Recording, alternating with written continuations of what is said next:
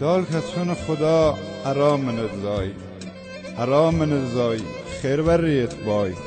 نمان رنج تفریم و کولت کیشا تا من وای دنیای فانی بیم پیدا بابوم نام من یا و لکمیر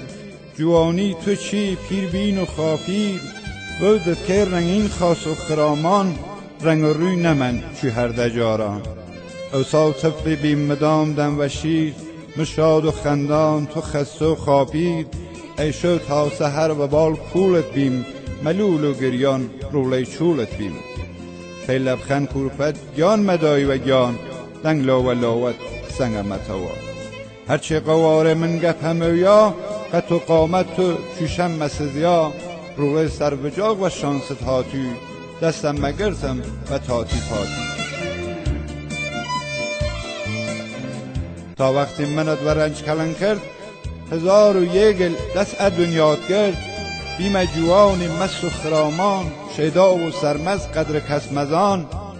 مچوی بچکشیر مدام و تنگ بیم تو دل واپس بی من به پی جنگ بیم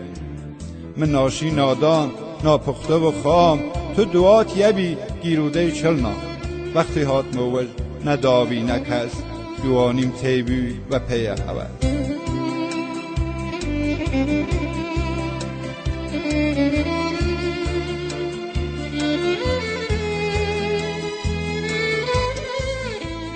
کتم یا دالکم خانم خرامان دامربان سر و هر دو دستان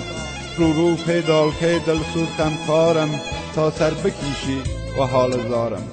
بگریزانم اچو فصل خزان کتم مسیگی یه گل خیزان گرفتار بیمه و زندگانی مدای دلکم خستم ازانی ریشم چرمیه پیر بیمه چوزال دل واپس خمین پریشان احوال شوردورم دیوار تنم خسبه چارم ناچاره ریگم بسبه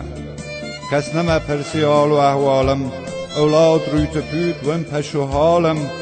گرفتار بیمه و جور جفا اول پرس نیرم قومل بی وفا و بی کس کویجی اومدم بسر